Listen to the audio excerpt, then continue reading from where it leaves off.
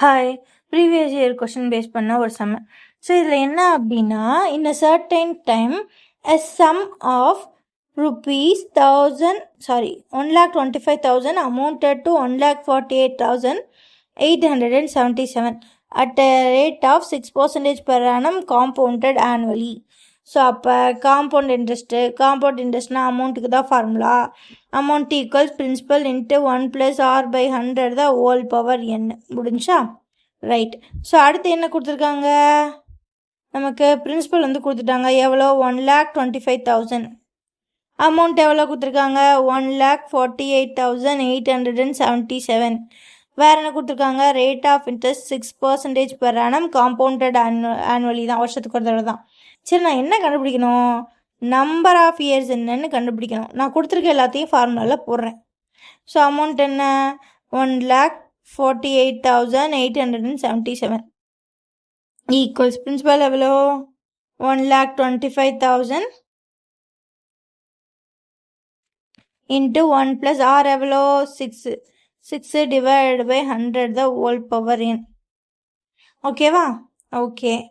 So அடுத்து 1,48,877 equals 1,25,000 into 106/100 the whole power n. ஓகேவா? சரி, இப்போ ட்ரெடிஷ்னலாக என்ன பண்ணலான்னு ஒரு தடவை பார்த்துடலாம். ஸோ வழக்கம் போல் என்ன பண்ணணும்னா, இந்த நம்பரை என்ன பண்ணணும், இங்கே கீழே கொண்டு போய் இதை கேன்சல் அவுட் பண்ணி இங்கே ஒரு நம்பர் இருக்கும், இங்கேயும் ஒரு நம்பர் இருக்கும். ஸோ இப்படி ஒரு நம்பர் வரும் ஈக்குவல் டு இங்கே 106/100. அதாவது இது ரெண்டையும் கேன்சல் பண்ணி இங்கே ஒரு நம்பர் வரும், பவரில் n இருக்கும். ஸோ எத்தனை பவர் இதை ரைஸ் பண்ணால் இது ரெண்டும் ஈக்குவலாக வரும் அப்படின்னு பார்த்து அதை நம்ம கண்டுபிடிக்கணும். இவ்வளோ பெரிய நம்பரை இந்த நம்பரால் டிவைட் பண்ண கஷ்டம் தானே. நான் அப்படியெல்லாம் பண்ண மாட்டேன். ஸோ என்ன பண்ணுவேன் அப்படின்னு பார்த்தா, இந்த நம்பரை எடுத்துப்பேன். ஸோ இந்த நம்பரை பாருங்களேன், 125 இன்ட்டு 1000 நான் பிரிக்கலாம். ஸோ 1000னா 10 × 10 × 10. 125னா 5 × 5 × 5. சரியா? இங்கே எல்லாமே 3 டைம்ஸ் வருது. ஸோ அப்போது பாசிபிலிட்டி 3 இயர்ஸ் இருக்கலாம். ஓகேவா? ஸோ இது ஒரு பாசிபிலிட்டி, நம்பர் 1. ஆனால் இதை வச்சு முடிவு சொல்லிடக்கூடாது. சரி, அப்போ என்னம்மா முடிவு பண்ணான்னா, நம்பர் ஆஃப் இயர்ஸ் எத்தனைவா இருக்கலாம்? எத்தனை வேணாலும் இருக்கலாம். கரெக்டாக நீங்கள் ஆன்சர் பார்க்காம பார்த்தீங்க அப்படின்னா, நம்பர் ஆஃப் இயர்ஸ் 1லேருந்து 100 வருஷம் வரை, 100,000 எத்தனை வருஷம் வேணாலும் இருக்கலாம். ஆனால் இங்கே வாங்க, ஆப்ஷனில் என்னென்ன இயர் இருக்குது? n = 2, n = 3, n = 4, n = 5.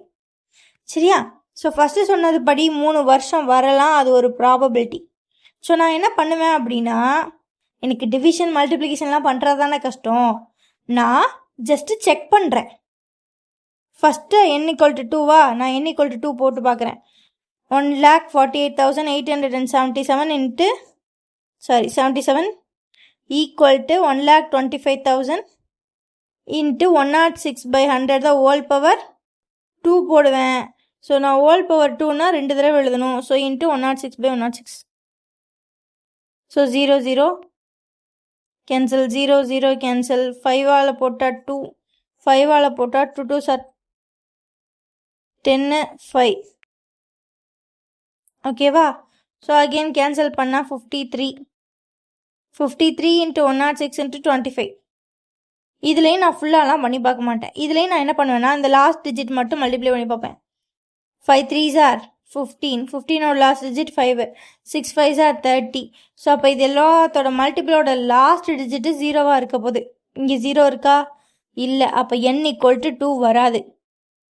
ஓகேவா? இப்போ பாருங்கள், எங்கேயாவது நான் இந்த மெத்தடில் நான் மல்டிப்ளை பண்ணவே இல்லை, ஜஸ்ட்டு ஒரு ஆப்ஷன் தான். அப்போ n = 2, 3 போட்டு பார்க்குறேன். 1,48,877 ஈக்குவல்ஸ் 1,25,000. மேம் இப்படி நான் 4ஐயும் செக் பண்ணுமானா பண்ணாலனா நான் இவ்வளோ பெரிய டிவிஷனை ஹேண்டில் பண்ணும். இதில் நான் ஜஸ்ட்டு காமனாக உள்ளதை மட்டும் கேன்சல் பண்ணிட்டு லாஸ்ட் டிஜிட்டை மட்டும்தான் செக் பண்ண போகிறேன். ஏன்னா கீழே வந்து 0 தான் இருக்குது. ஓகேவா? 100ல் லாஸ்ட்டு 2 டிஜிட் 0 தான் இருக்குது. ஒன்று கேன்சல் ஆகும் 0, அப்படி இல்லைன்றப்ப நான் பாயிண்ட்ஸ் தள்ளி வச்சுக்கலாம். ஆனால் லாஸ்ட் டிஜிட் மாறாது. அதனால தான் நான் இந்த மெத்தடில் செக் பண்ணுறேன். n = 3யா? ஸோ அப்போ இந்த டேமை 3 தடவை எழுதணும். 106 × 100, 106 × 100 into 106 into 100. சரியா? 0 0 0 0 கேன்சல், 0 0 கேன்சல். 25 ஆல் போட்டால் 5, 25 ஆல் போட்டால் 4, 1 5 are 5, 2 5 are 10, 1 அப்போது 5 3, மறுபடியும் 2 ஆல் போட்டால் 5 3, மறுபடியும் 2 ஆல் போட்டால் 5 3. சரி, இப்போ செக் பண்ணலாமா? 3 3s are 9, 9 3s are 27. அப்போ லாஸ்ட் டிஜிட் 7 வருது, ப்ராபபிலிட்டி அதிகம். இப்போ மட்டும் நான் செக் பண்ணுவேன். 53 into 53, 3 3s are 9, 5 3s are 15, again 5 3s are 15, remainder 1, 5 5s are 25, 25 plus 1 26.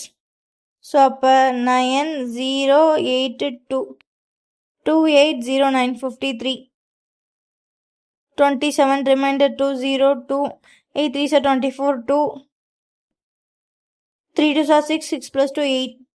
So 5 all போட்டால் 9 5s are 45, remainder 4 0, so 4 8 5s are 40, remainder 4, 5 2s are 10, 10 plus 4 14, so 7 7 8 8 4 1. So அப்போ இந்த அமௌண்ட்டு ஈக்குவலாக இருக்குது. அப்போ ஆன்சர் n = 3, 3 வருஷம். அப்போது ஆப்ஷன் பி தான் answer. So இந்த சம பொறுத்தளவு இப்படி டிவைட் பண்ணியெல்லாம் கண்டுபிடிக்காதீங்க. கொடுத்துருக்கதெல்லாம் எழுதுங்க, ஃபார்முலாலாம் சப்ஸ்டியூட் பண்ணிட்டீங்களா? ஸோ அடுத்து இந்த ஸ்டெப்போடு ஸ்டாப் பண்ணிடுங்க. ஸ்டாப் பண்ணிட்டு எத்தனை ஆன்சர் இருக்குது? 4 ஆன்சர் இருக்குது. ஸோ 4ஐயும் ஒன்றா சப்ஸ்டியூட் பண்ணி பாருங்கள். இந்த ஸ்டெப்புக்கு அப்புறம் லாஸ்ட் முடிஞ்ச அளவு காமனாக இருக்கிறதெல்லாம் கேன்சல் பண்ணிடுங்க. அதுக்கப்புறம் லாஸ்ட் டிஜிட்டை மட்டும் மல்டிப்ளை பண்ணி அதோட லாஸ்ட் டிஜிட்டையும் இந்த அமௌண்ட்டோட லாஸ்ட் டிஜிட்டும் சேமாக இருந்தால் மட்டும் மல்டிப்ளை பண்ணி பாருங்கள். ஓகேவா? ஸோ இப்போ இங்கே 8 வந்துருந்துச்சு அப்படின்னு வச்சுக்கோங்களேன். ஒரு சின்ன எக்ஸாம்பிளுக்கு இப்போ 28 வருதுப்பா, அப்போ 8 இருக்குது அப்படின்னா இங்கே 7 இருக்குன்னா இது 2 ஈக்குவலாக இல்லை, அப்போ இது ஆன்சர் இல்லை அப்படின்னு நீங்கள் அடுத்த ஆப்ஷன் போயிடலாம். ஓகேவா? ஸோ கம்ப்ளீட்டாக நீங்கள் டிவைட் பண்ணி இவ்வளோ கஷ்டப்பட்டு பண்ணுறதுக்கு இது ரொம்ப ரொம்ப ஈஸியாக இருக்கும். ஓகேவா? இந்த மாதிரி நிறைய ப்ரீவியஸ் எக்ஸாம்ஸ் பார்க்கறதுக்கு நம்ம சேனலை சப்ஸ்கிரைப் பண்ணிக்கோங்க. Okay, bye guys, thank you.